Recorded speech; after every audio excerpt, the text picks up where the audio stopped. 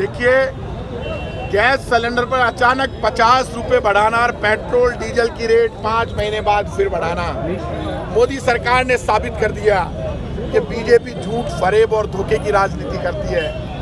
5 महीने तक petrol diesel और गैस सिलेंडर के दाम नहीं बढ़ाए। 5 महीने पहले इन राज्यों की जनता को भ्रमित करके, झूठ बोलकर, उनकी भावनाओं को भड़काकर और 100-150 रुपये गैस सिलेंडर पर कम किए, पेट्रोल डीजल पर कम किए, रेटें नहीं बढ़ाई उतने दिन। वोट ले लिए, मतलब निकल गया तो अब पहचानते नहीं है। बीजेपी वालों के लिए नारा बिल्कुल फिट है। चुनाव जीतने के बाद अब वापस महंगाई की मार चालू हो गई। इन्होंने नारा दिया था 15 लाख जमा करा दूंगा, अच्छे दिन लेकर आऊंगा। अब और नहीं पेट्रोल डीजल की मार। अब की बार मोदी सरकार आ गई। पेट्रोल डीजल और गैस सिलेंडर पूरे रिकॉर्ड तोड़ दिए। पाप कर रहे हैं ये लोग और इनका बजट फेल हो गया। हमारा बजट, राजस्थान की कांग्रेस की गहलोत सरकार का बजट मोदी सरकार के बजट से 100 गुना अच्छा है।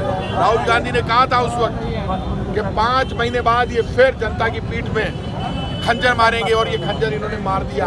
ये खंजर का दर्द बर्दाश्त के बाहर है। कांग्रेस का कार्यकर्ता सड़कों पर लड़ेगा, मरेगा, खून बहाएगा, लेकिन पेट्रोल डीजल गैस सिलेंडर को लेकर जो धोखा देश के साथ हुआ है, उस धोखे के विरोध में, महंगाई के विरोध हम सारे लोग सड़कों पर संघर्ष करेंगे, लेकिन बीजेपी के जुल्म को बर्दाश्त नहीं करेंगे। मतलब कश्मीर फाइल को लेकर आपने कहा है कि बीजेपी जो है आतंकवादी को साथ देती है, उनको मुआवजा दे अगर बीजेपी उनकी हितैषी है। आप मुझे ये बताइए, 1990 में कश्मीरी पंडितों पर जो जुल्म हुआ वो तो भारतीय जनता पार्टी ने किया।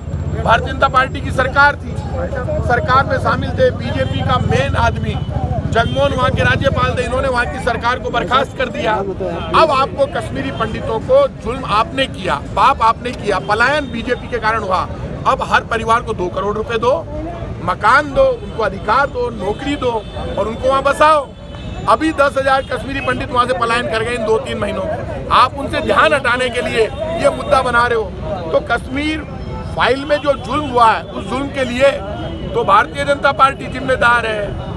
कांग्रेस पार्टी तो आतंकवाद के खिलाफ लड़ती है। यही कारण है, महात्मा गांधी को आतंकवादियों ने मार दिया, इंदिरा जी को मार दिया, राजीव गांधी जी को मार दिया, सरदार बेन सिंह को मार दिया। आतंकवाद के खिलाफ तो कांग्रेस लड़ती है।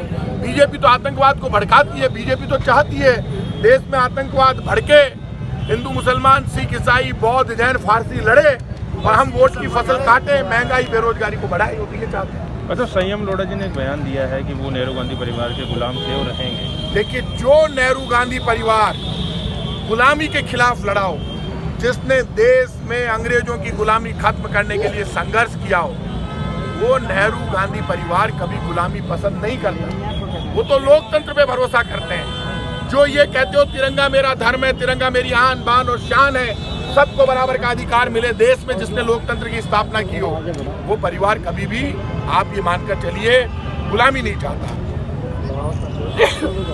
सबको अपना अपना बयान देने का हक है, हर आदमी अपनी बात कह सकता है। लेकिन जो मैं समझता हूँ, नेहरू गांधी परिवार हमेशा अंग्रेजों की गुलामी के खिलाफ रहा। हर गुलामी का वो तो विरोध करते हैं, वो तो चाहते हैं सबको बराबर का अधिकार मिले। किसने क्यों बयान दिया, वो यही कल पायलट साहब ने भी एक बयान दिया है सर कि उन्होंने वैभव गहलोत को टिकट दिलाया था। अशोक गहलोत जी का मनोबल मेरे आरोप में जिसने जो बयान दिया उनसे पूछो, मेरे से पूछ के क्यों मुझे कंट्रोवर्सी में डालते हैं।